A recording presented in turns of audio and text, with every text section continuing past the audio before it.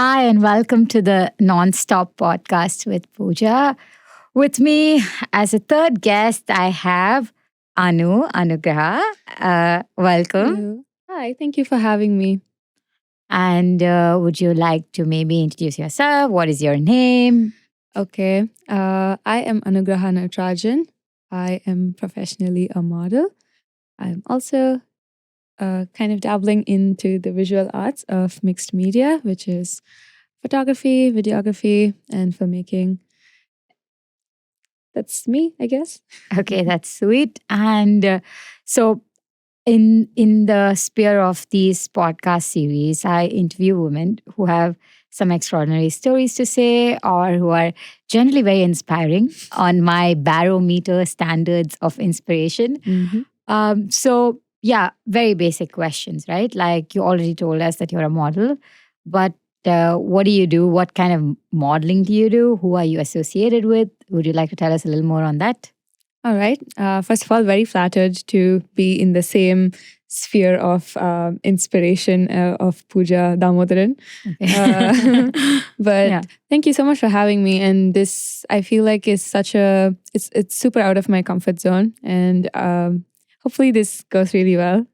But yeah, to answer all the questions that you just asked me one by one, I think the lane of modeling you could call as fashion and runway modeling, which includes a little bit of editorial images as well, stuff that you see in magazines, all the beautiful images that's created by so many creatives who come together to create that one visual, which is it's definitely something that you grow up looking at as a child.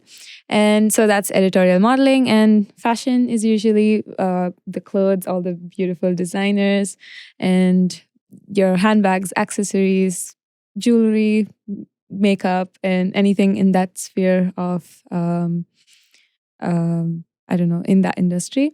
And I think the other is runway modeling, which is when models are on the catwalk and they're walking, showcasing different collections that are being put up by the designers in that particular season. So that's pretty much, that sums it up. Well, that's my first understanding of the different kinds of modeling because I just thought all of it is, one and the same. But of course, like I'm naive about it. So what kind of modeling do you do in these categories, or do you do a bit of everything? Um, so more than whatever I just mentioned, there are a lot more outside. There's fitness, I think, and then there's definitely your pageants. So that's a definite different kind of modeling than what I do. So in this, the stuff that I mentioned, I usually do editorial, runway, and fashion. Editorial, the difference between all of it, if you sort of have to put a pin on it, I think would be editorial is very creative and it's out there. It's almost like a fantasy world that the creatives jump into to create something that people have not seen before, or create something that people have not something that people cannot just envision. It's something that is an imagination. So that way, editorial that you shoot with magazines are very it's a free space, Mm-hmm. and it gives you a lot of free reign over your capacity, Yeah. and what you are able to do, Yeah. what you're able to channel. Yeah. So that is something that is one of my favorite types of work that I get to do. And secondly would be runway. It's so fast, it's so fleeting, it's almost like a small it's a way to kind of balance with the world, I think, because the Yeah. world is also sort of Yeah. fast paced and it's Yeah. always moving. So that way, a runway show is just so quick. Everyone does their own little part and then they walk. And once they're out of Yeah. sight, Yeah. it's out of mind. Yeah. I think that kind of sums up the way the world is working today. Yeah. And the third is the commercial modeling that you see on billboards, on ads. Yeah. That like a lot of brands and fashion Yeah. designers use to put their product out there. Yeah. So that's that's a small description of Yeah. all of it, I think. I think you did a fashion description 101 for noobs like me. So that's I think that's great. But yeah, of course, like we know that all of this now exists. But you are very specific and you're very special. So you do also very you are pro inclusivity and you are associated with I believe an association or an agency that does a lot of uplifting of a specific kind of models, because today we see that the modeling that I don't know, the kind of billboards that I was raised and we were raised, we are from the same part of India. We're from Chennai. Honestly, I feel like we should have mentioned this before, considering we should give like a preface to where we are from. So we were both brought up in Chennai, born in Chennai. We are Tamil and we are Indian. So this is almost super special because I don't know, am I like your first Indian guest? You're actually my first Indian guest. No way. My cool. First Chennai Tamil guest, which is, those who are from Chennai and from India and from Chennai know that we hold the hometown very dear to us, and we're very rooted. We love our temples, we love our dosas and everything else, amongst everything else. So it's very special. And I know a lot of us from Chennai or Tamil speaking are across the world, and like we're doing many, many cool things. And you're representing not just the brown skin, but you're also representing a community. You're probably the face of kind of the first ever inclusivity campaigns. Before I throw out some popular... you're throwing out some really daring words there by calling me first and everything. But no, it would be nice to let everyone know that honestly, I'm not the first, and there were people before me, and there will definitely be people after me. So that's I think good. That's something very cool. Yeah, of course. But what I really want to like talk about for the next few minutes briefly is on what kind of inclusivity agency are you with, and why is it so important for you, and what kind of work do they do? And I assume that in today's time, like I said, we're so used to, from especially being from India, where people would probably think that most of India is brown, right? Like that's probably a stereotypical imagination of what India is. But from the north to south, we don't just see different races; we kind of see different languages, culture, etc., etc. So within that sphere, we grew up, watching women of lighter skin, even for reference, on billboards, on movies, everywhere else. There is a quintessential or a conventional or a trajectory opinion about what beauty standards are. And it's quite high in India. So it took me a long time to not want to look lighter skinned or like go into or buy my first makeup product for my skin foundation, because it was certainly not that when I turned 16 or 17. So how is it being in that space of finally being acknowledged, that okay, there needs to be representation of every kind, let it be somewhere from Chennai or somewhere from Cincinnati. Today we are in New York, so that's very special, which is where you are based off now and you work here. So yeah, let us know something about the agency and what inclusivity is. Okay, so my mother agency is in India. They're an agency called Feet Artists. They're amazing people. They're, first of all, even before we go into the agency, they are just individually really amazing creatives. One half of Feet Artists is this amazing model who worked abroad for almost 10 years, and she came back and she decided to start this agency. And the other half of Feet Artists is this amazing stylist who has worked with all of the big brands, all of the big designers from India that India had to offer. And he came together with this amazing model to start this really fresh take on a modeling agency and what they should be like, who they should represent, who they should be promoting in the mainstream fashion media in India. Representation is a very tricky word. You hear that almost everywhere, but at the same time, it's so hard to understand what exactly it could mean. Because, like you said, being an Indian and seeing an Indian in the mainstream media is representation, right? That's what the definition is. But do we feel represented as South Indians by other Indians from different parts of the country in mainstream media? That could be a question to sort of debate. Um, so I feel like the agency does such a good job of representing every single, representing women or talent from different parts of the country, which I feel like in today's day and age is very important. And that is something that's it's very heartwarming to see, because if you think about it, it can be very daunting to think of our own personal experience with fashion and color and race. But when all of these daunting feelings come to me, I just take a step back and look at, oh, how bad was it 10 years ago, 20 years ago? Yeah. And how much work has this generation put into creating a safe space for light-skinned and dark-skinned people to come together. So that way, spaces like this, like Feet Artists, the agency, is very special in that case. So I got signed with them when I was 19, and I've been with them for a while now. They placed me with different agencies abroad. They've placed me with an agency in London. They've placed me with an agency in New York. And that has led me to come here and be based out of New York and work here for New York Fashion Week.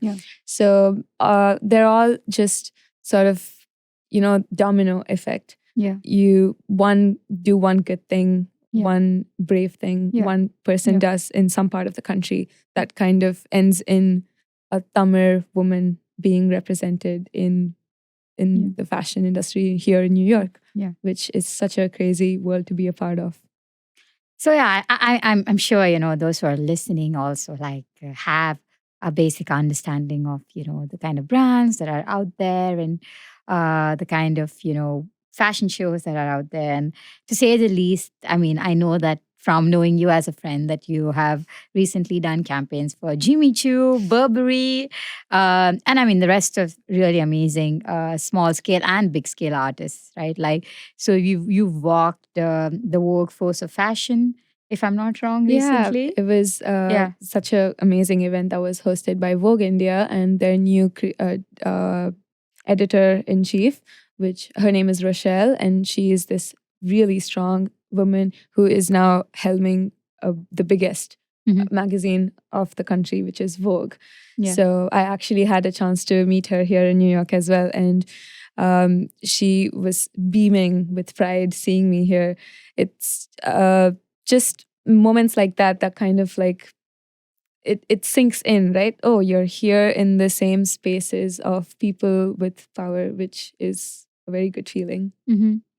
And so tell us about what kind of fashion weeks that you've been to of late. Because, of course, I need to bring in some commercial aspects to balance our very high emotional Tamil being represented situation, which is great. But I also think that just as a person, like as we kind of grow in our career, it's also important to note milestones. For those who just know from an outside world of fashion, of course, like I think these standards or these kind of like marks really matter to them, like these milestones of walking certain fashion shows and fashion show weeks. And so let us know how has your experience been? What are the many amazing walks you've made in many fashion weeks and some of your highlights from there? Okay. Runway modeling is almost, I think, something that is a little high pressure. So this is actually my first fashion week, which was New York Fashion Week. And I got to work with Prabal Gurung, who is a Nepali American fashion designer. And that was my first show this season, which was almost very special that way. And after that, I got to work with this amazing brand who is one of the favorites of a lot of Indian stylists. It's called Eckhouse Lata. And my agency was so pumped that I was getting to walk that show. So they were such a great energy team to work with. And I also did 2 other shows, one for Sandy Liang, and the other one was for this rising designer from Kazakhstan.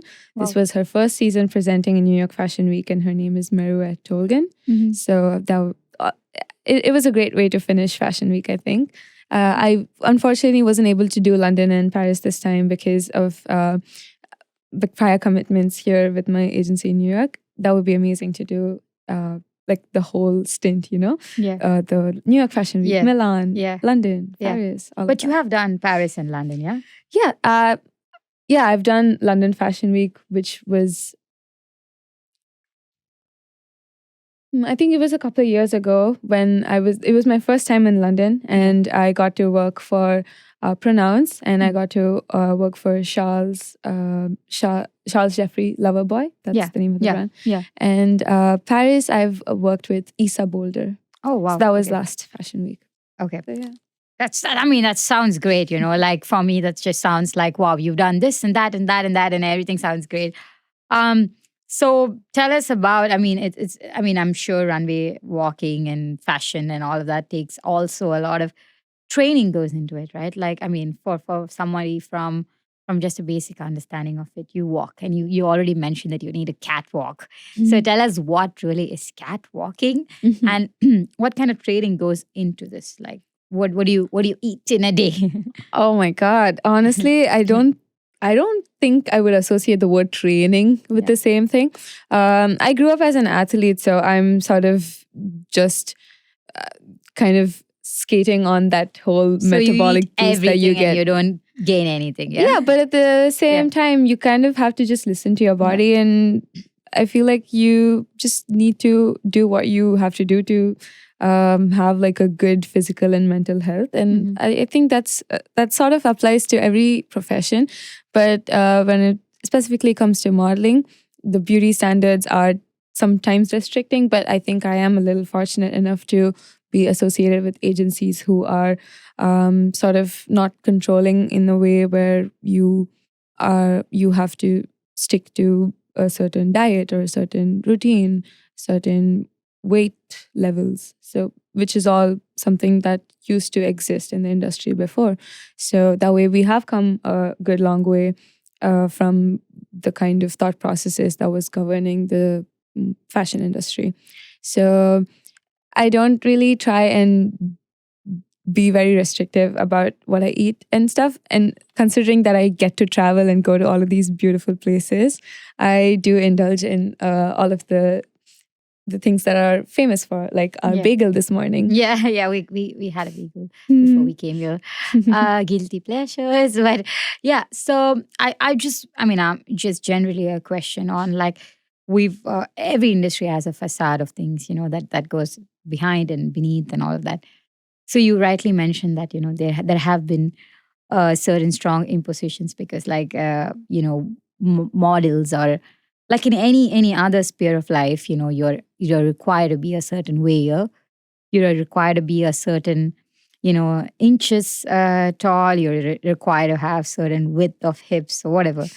So do you feel that it's important? Are you just represented by this agency that taps you on to shows that are very like like just focusing on all kinds of beauty, or have you also been on like mainstream modeling situations or campaigns or assignments where certain criteria is required? And what do you feel about these criteria, or do you just think that it's like every other sphere of careers and this is one of those things that has been regularized?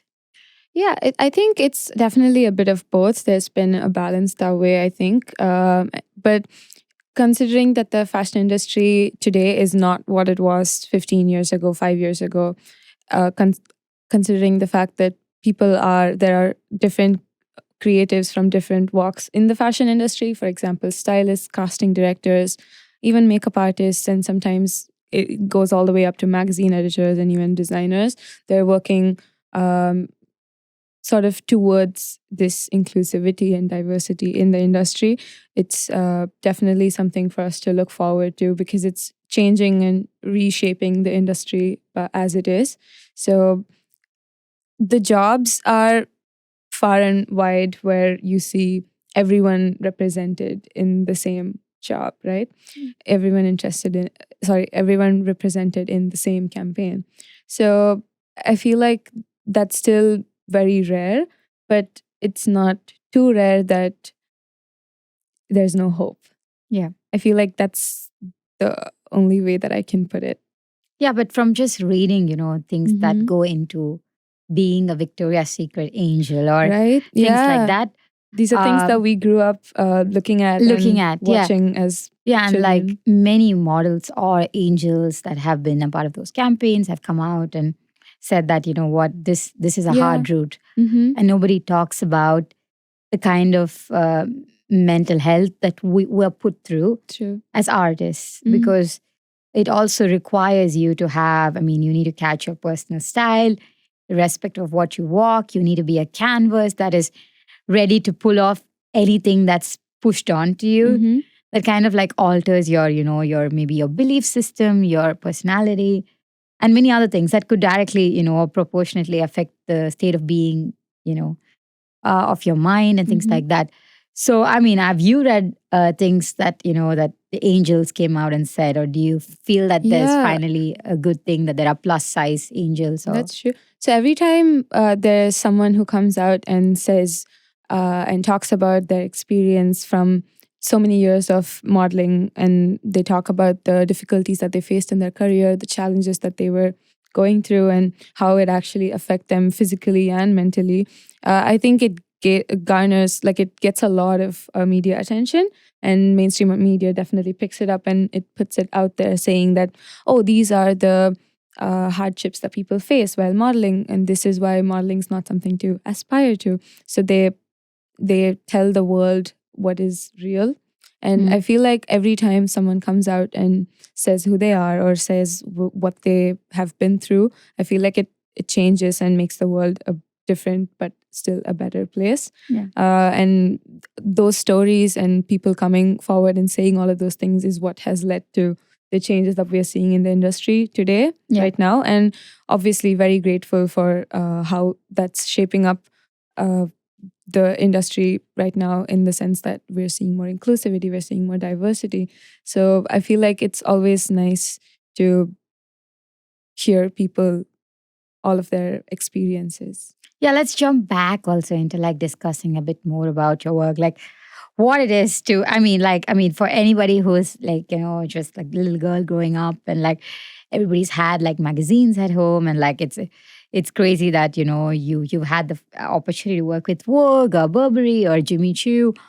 So what it is to work around these designers, like what it is like, do you work directly with, the top of the staff? So are you like picked, and are you just told your assignment, and how does this work? Like, I think it's a bit of both again. In cases, sometimes you are working very closely with a team of ateliers back in the studio, and you can see them hash and rehash their designs and their creations to sort of become something else. Like whatever they start with will probably not, it will definitely not be what they end with. The first prototypes, the many different prototypes that they fit on you. And then towards the end of the day, they come up with this amazing dress or this amazing outfit. So you get to see, you get to work closely with them sometimes and see what it takes and the skill it takes, the hours of labor that it takes to pull out one like outfit that goes on the runway. But other times it's mostly fleeting. You fly in the day before the shoot, you say a quick hello, hi to the team, and then the next morning you're wearing the clothes and running around the streets of the location and trying to get a great shot. So that way it's you go there, you do the shoot, and then you're out. So that way it's very short-lived. Yeah. But in other cases it's more prolonged, and it's definitely very fulfilling either way.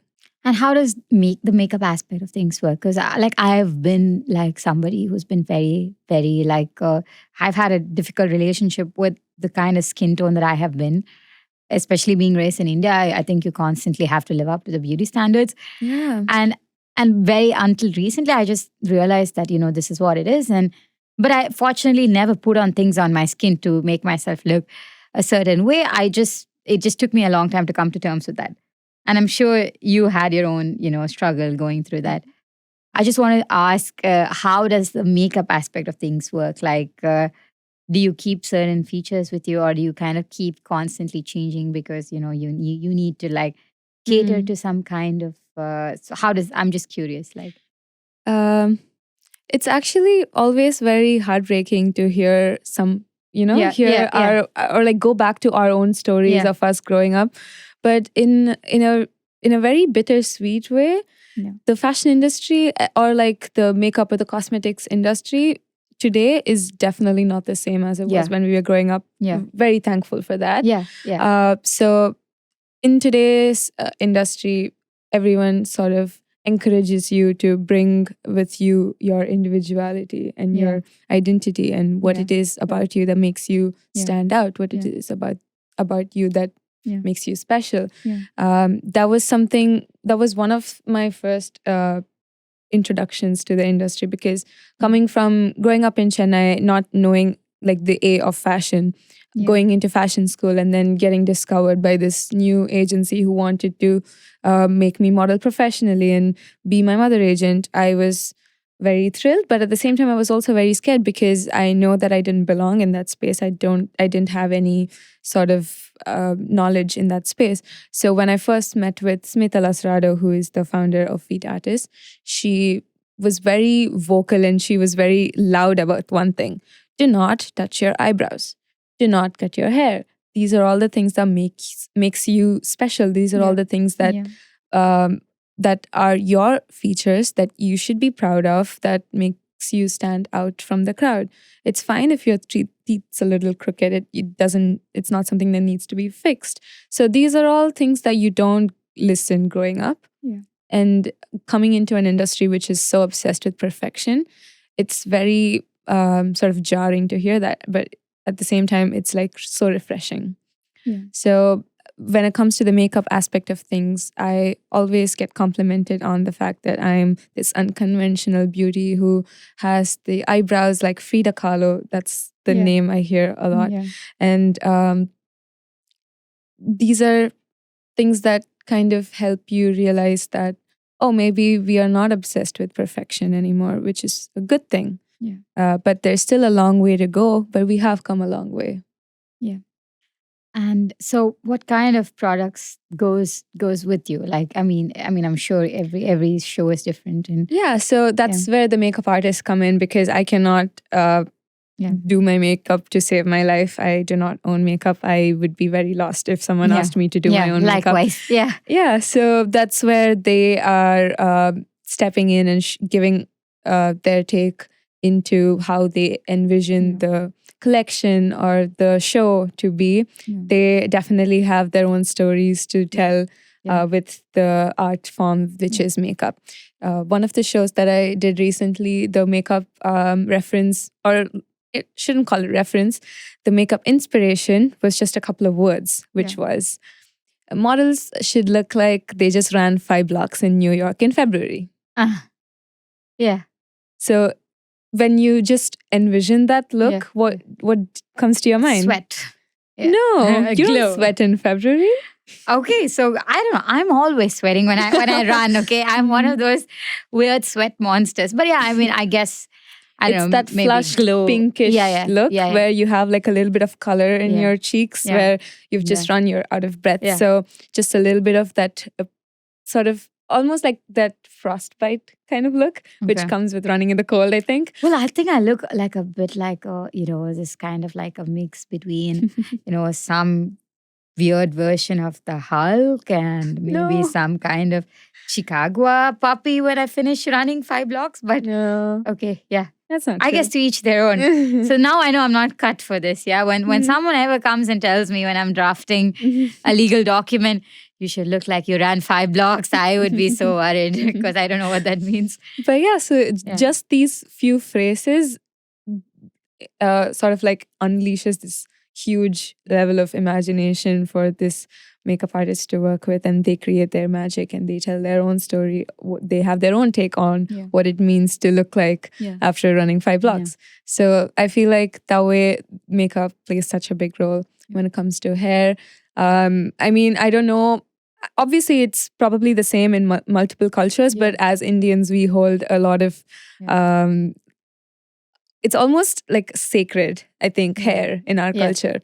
When you are born, they shave the head of the baby just 3 times. And then after that they don't let girls cut their hair. They encourage them not to, because they hold a lot of values in our culture. So I feel like growing out my hair after different phases of my life, of just cutting my hair short or not knowing how to care for it, when I became independent and moved out of home, growing out my hair was sort of almost growth in me too, and being able to learn to care for it the way that our mothers and grandmothers used to care for it.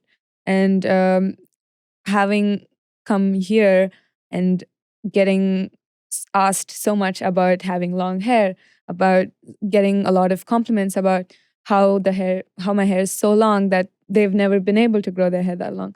So getting such heartwarming compliments and comments kind of take you back home, where having long hair is so normal. Like, we see women with a hair all the way up till their hip just be braided and just be oiled and like a little flower on top. It's such a normal thing for us, but here it's very special, and it's very different. So your hair also tells a story, and it's super specific and individual to you. I think that's also because, like, I feel like our genetics, and thanks to the weather conditions where we grew up, we were dunked with several bottles of coconut oil.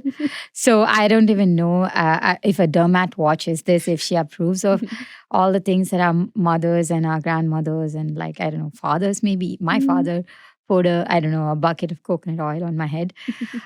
So yeah, I mean, it's great, right? Because we don't appreciate what we come with naturally, like our skin conditions, or like the kind of like ability to like have such luscious, black hair, whatever. So those who don't know you, haven't met you, know. I mean, I always see Anu having this pinnal, which in Tamil means braids, and also a little jhumka on your ears, and like there's always like tiny bits of representation always going on. Like it's like tiny bit of home that we carry with ourselves, considering that we're not home. I feel like that could be very nostalgic and very special that way. So so I'm sure you are in this space, and you're constantly surrounded not just by highly impressive people and art of different kinds. A lot of things confuse you. We come from a different walk of life. We were thrown to adapt to a kind of world here that we are quite distant from, even though we try to accelerate being on the internet age, and we're all one and the same. We still find it pretty difficult. So what do you read? What kind of art are you into? And tell us a little bit about that. This is always a struggle that I have in my head, that I find art to be the language of people who come with all of these privileges of being exposed to it, being able to study it, being able to grow around it. Because for us growing up, like you just said, we are not surrounded by a lot of art, even though India is known to be this land of immense like culture and richness in art. We are never taught that. We are taught sciences, math, and how to.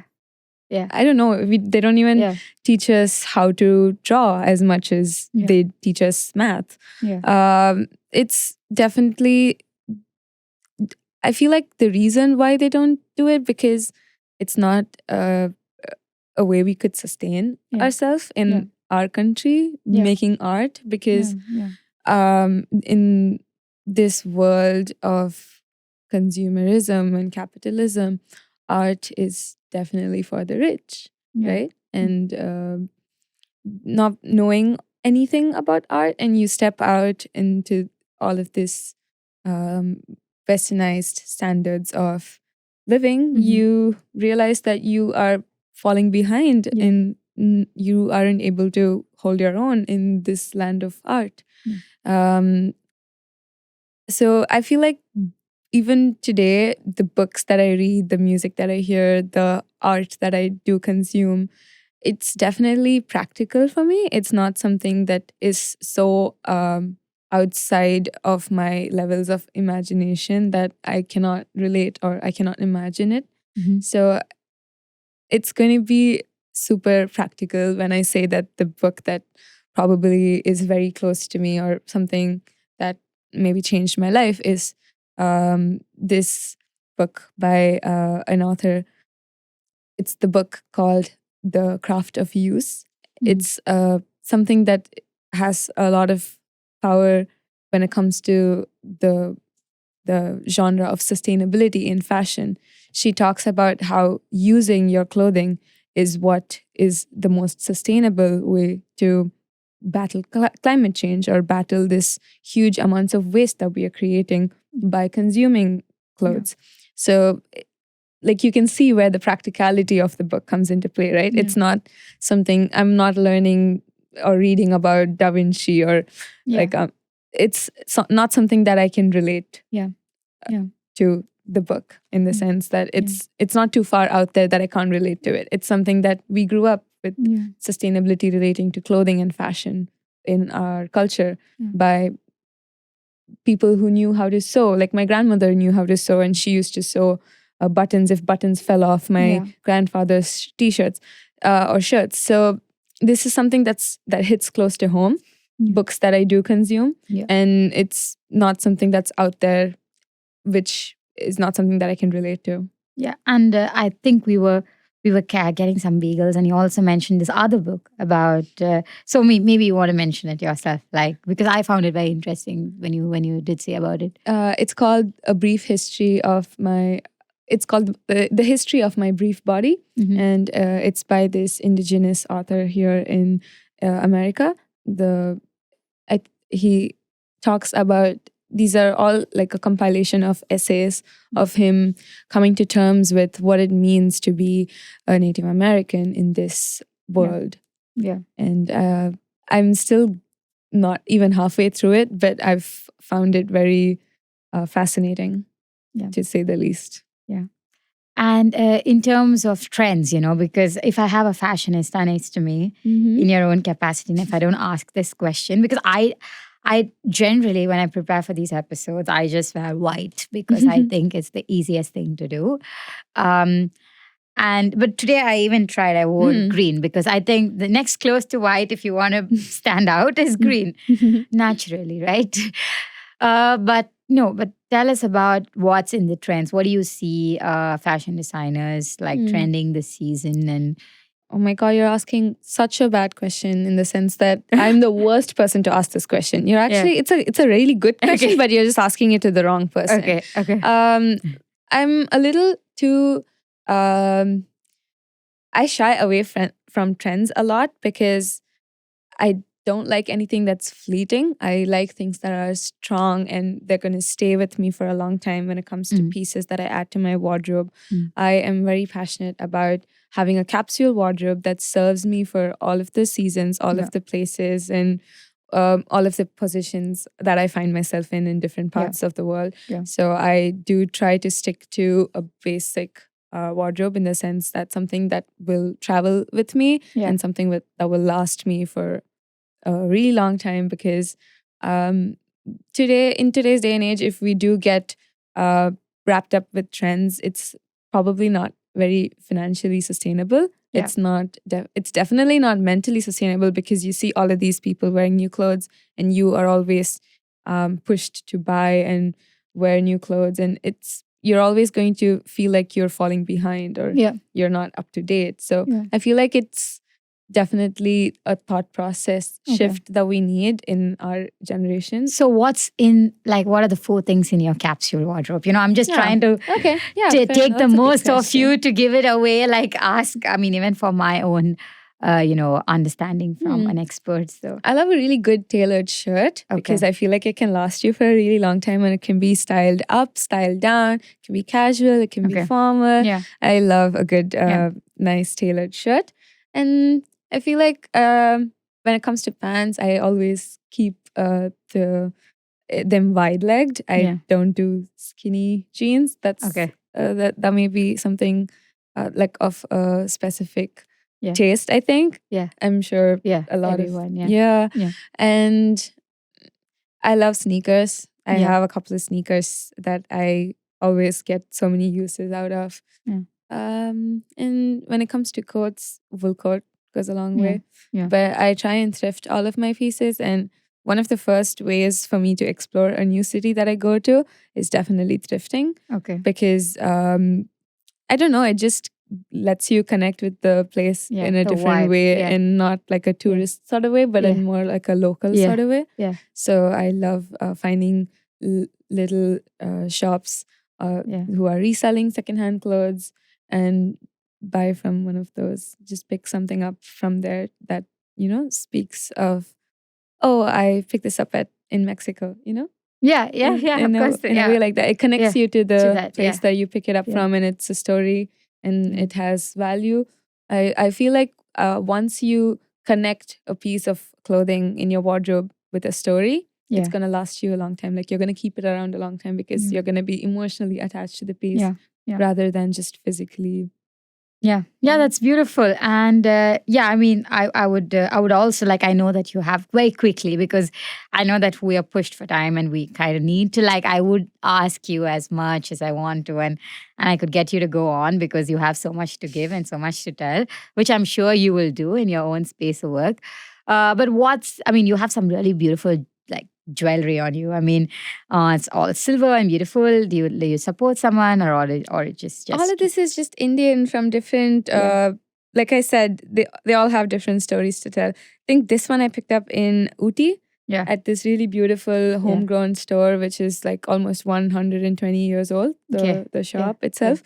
And this is a very traditional style of a earring called koppe. This is also something that I picked up in Ooty. Oh, wow. And just all of these piercings are from different places. Where when I'm traveling, Jaipur has really beautiful silver jewelry, so I pick up some of these are from Jaipur. Wow. This is my aunt's. This was her metti, which is something that she used to wear in her leg. But she decided that she didn't want to wear it anymore, and I was like, okay, I'm gonna keep this. It's beautiful. So unfortunately, we're pushed to the end of it, even though I want to keep you with me forever and ever. I mean, by the end of it, it's always nice to you manifest something as West women. A lot of things are slightly harder than it is for us. So, who is one of the recent artists that you worked for, have you've been associated with, who has really truly inspired you? And if anyone's listening to it, you would definitely recommend them to try their work or something like that. And who is the one artist that you wish to work for, of any kind, any genre, any kind of specificity? Okay. Okay. I really, like I said before in the podcast, I was really inspired working for Merve Tolgan, this really amazing designer up and coming from Kazakhstan. She just presented her first New York Fashion Week show, and it was such a electric experience to be backstage with her. This was her baby, right? Like, she has brought this brand up to this level of presenting in Fashion Week, which is a huge checkpoint for her and her career. So it was such a great atmosphere being backstage and feeling that electricity of passion. So that was an amazing experience. And I feel like I would love to work with Phoebe Philo in the future. She did amazing when she was at Celine. She's an icon. She basically shaped the fashion industry as it is today. So it would be amazing to work for her. And any back home Indian artists that you would like to work with? Anyone in specific that inspires you? There are so many up-and-coming photographers who are Tamil, and they are doing amazing work. I've recently worked with this photographer called Raju Darshini on a personal project put together between us, which was creatively directed by me and her, and she shot it so beautifully in her apartment in London. I'm so excited to do post-production on it and get that out there and put it out there for people to see. For those who don't know, fun fact also, Anu shot my wedding. So she's extremely creative yeah, and I'm so happy.